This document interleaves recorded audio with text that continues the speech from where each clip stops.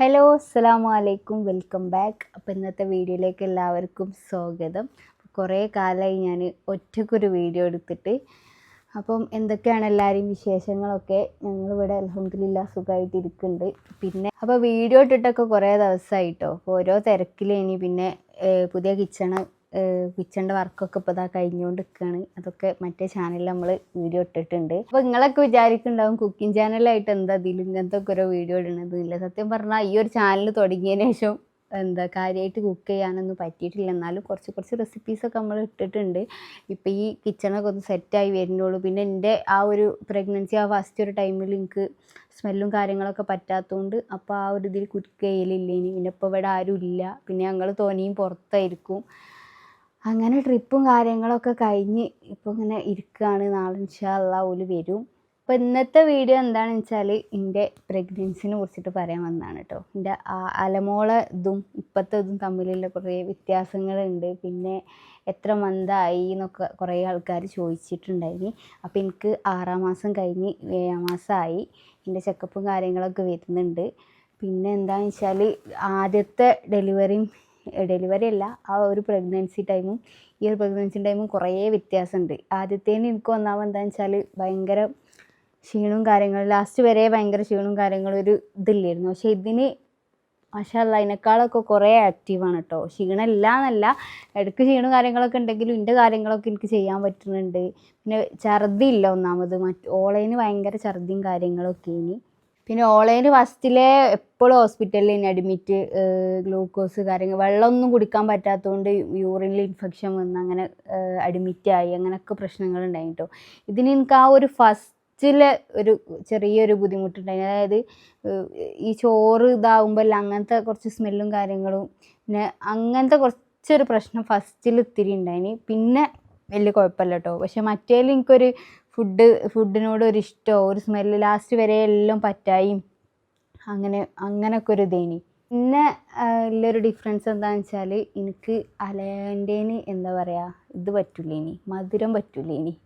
പക്ഷേ ഇതിന് എനിക്ക് മധുരമാണ് ഭയങ്കര ഇഷ്ടം. ഓളേന് ഒരു ഷവർമ്മ ഉണ്ടായിനി, അതും കാവനൂരില്ല ഷവർമ്മ, വേറെ ഏത് പീടികത്തും പറ്റില്ല അത്. പക്ഷെ ഇതിന് എനിക്ക് അങ്ങനത്തെ ഇതൊന്നും ബോധിയില്ല. ഇതിന് എനിക്ക് മധുരം കൊണ്ടാണ് കൂടുതൽ താല്പര്യം. വിചാരിച്ച് ഇതുവരെ ഷുഗറും കാര്യങ്ങളൊന്നും ഇല്ലാണ്ട് നിൽക്കട്ടെ. പക്ഷെ മധുരമാണ് കൂടുതൽ കഴിക്കാൻ ഇഷ്ടം.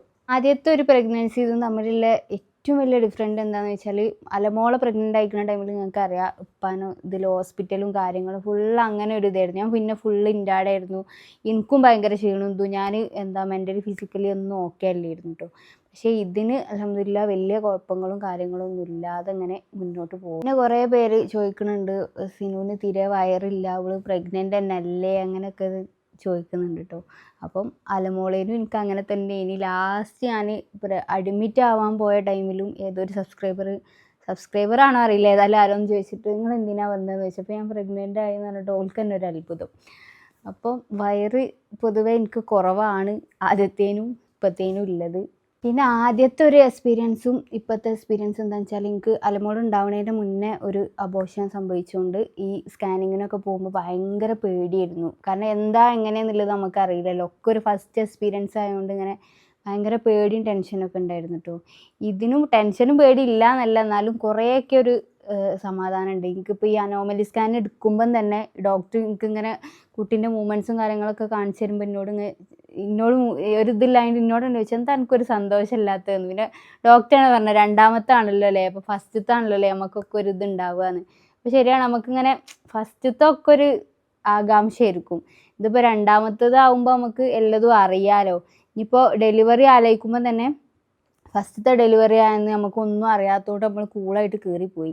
ഇപ്പോൾ ഇതെന്താ അവിടെ നടക്കുക എങ്ങനെയെന്നുള്ളത് അറിയാൻ വേണ്ടി ആ ഒരു കാര്യത്തിൽ ഭയങ്കര ടെൻഷൻ ഉണ്ട്. ഇനി കുറേ ഒന്നും ഇല്ല കേട്ടോ, ഒക്ടോബറിലാവും ഇൻഷാ അല്ലാഹ്. വേറെ കുഴപ്പവും കാര്യങ്ങളൊന്നും ഇല്ലെങ്കിൽ നമ്മളെ ഡേറ്റ് വരുന്നത് ഒക്ടോബർ ലാസ്റ്റാണ്.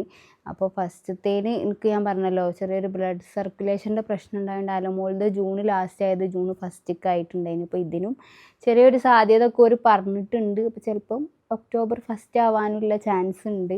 ഇപ്പോൾ ഫസ്റ്റത്തെ പ്രഗ്നൻസി ടൈമും ഈ ഒരു പ്രഗ്നൻസി ടൈമും ഒരുപാട് വ്യത്യാസങ്ങളുണ്ട്. അതുകൊണ്ട് തന്നെ ചിലപ്പോൾ ഇത് ആൺകുട്ടി ആവാം, അങ്ങനെയൊന്നും പറയാൻ പറ്റില്ലല്ലേ. കുറേ ആൾക്കാർ പറഞ്ഞു കേട്ടീനി എന്താ ഫസ്റ്റത്തേൻ്റെ മാതിരി അല്ലേനി എനിക്ക് രണ്ടാമത്തെ, പക്ഷേ ഫസ്റ്റത്തെ പെൺകുട്ടി തന്നെയാണ്, രണ്ടാമത്തും പെൺകുട്ടി തന്നെയാണ് കേട്ടോ.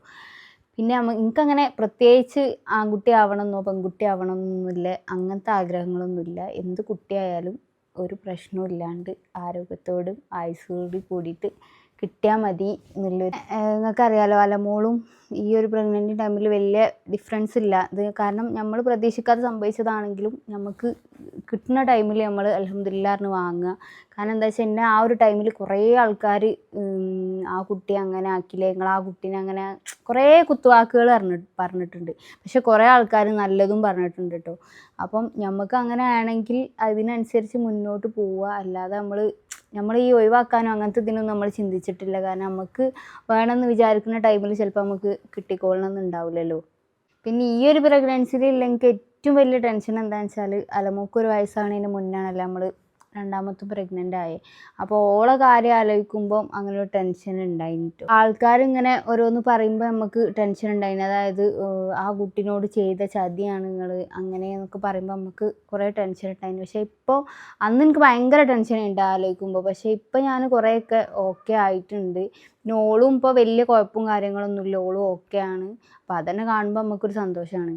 അപ്പം നമുക്ക് നെക്സ്റ്റ് ചെക്കപ്പ് വരുന്നത് ഈ മാസം 7-ാം തീയതിയാണ്. നിങ്ങൾക്ക് അറിയാമല്ലോ, നമ്മൾ ക്രാഫ്റ്റ് ഹോസ്പിറ്റലിൽ ഹാജറ മേഡത്തിനാണ് കാണിക്കുന്നത്. അപ്പം 7-ാം മാസം എനിക്കൊരു സ്കാനിങ് പറഞ്ഞിട്ടുണ്ട്. വേറെ ഒന്നുമല്ല, ഗ്രോത്ത് സ്കാനിങ് ആണ്. അപ്പം കഴിഞ്ഞ അലമോളേന് എനിക്ക് ബ്ലഡ് സർക്കുലേഷൻ്റെ പ്രശ്നം ഉണ്ടായതുകൊണ്ട് ഇതിനും അത് വരാനുള്ളതുണ്ട്. അപ്പം ഇതുവരെ ഉള്ളത് വെയിറ്റൊക്കെ ഓക്കെ ആണെന്നാണ് പറഞ്ഞത്. അപ്പം നമുക്ക് 7-ാം മാസത്തിൽ ഡീറ്റെയിൽ ആയിട്ടൊന്ന് ചെക്കപ്പ് ചെയ്ത് നോക്കാമെന്ന് പറഞ്ഞിട്ടുണ്ട്. അപ്പം എന്തായാലും അത് കാണിച്ചിട്ട് അതിൻ്റെ ഡീറ്റെയിൽസും കാര്യങ്ങളൊക്കെ അപ്പം എന്തായാലും നമ്മൾ പറഞ്ഞു തരുന്നുണ്ട്. ഇൻഷാ അല്ലാഹ് ഇത്രയേ ഉള്ളൂ ഇന്നത്തെ വീഡിയോ. കുറേ കാര്യങ്ങളൊക്കെ പറയണമെന്ന് വിചാരിച്ചിരുന്നു കേട്ടോ, പക്ഷേ വീഡിയോ എടുക്കുമ്പോൾ ഒന്നും അവിടെ വരുന്നില്ല. അപ്പം ഇനി വേറെ വീഡിയോസിലൊക്കെ ആയിട്ട് ഇനി എന്തെങ്കിലുമൊക്കെ വിട്ടുപോയിട്ടുണ്ടെങ്കിൽ നമ്മൾ പറയുന്നുണ്ട്. പിന്നെ നിങ്ങളെല്ലാവരും പ്രാർത്ഥിക്കുക, കുഴപ്പങ്ങളും കാര്യങ്ങളൊന്നും ഇല്ലാണ്ട്. ചക്കരൻ്റെ ഇനി ഒരു ടെൻഷനും അതൊക്കെ അൽഹംദുലില്ലാഹ് ഒക്കെ റെഡിയായി. ഇനി അങ്ങോട്ടും അങ്ങനെ തന്നെ ആവട്ടെ. ഇനി എനിക്കും വേണ്ടിയിട്ട് നിങ്ങളെല്ലാവരും പ്രാർത്ഥിക്കേണ്ടി. അപ്പോൾ ഇത്രയേ ഉള്ളൂ ഇന്നത്തെ വീഡിയോ.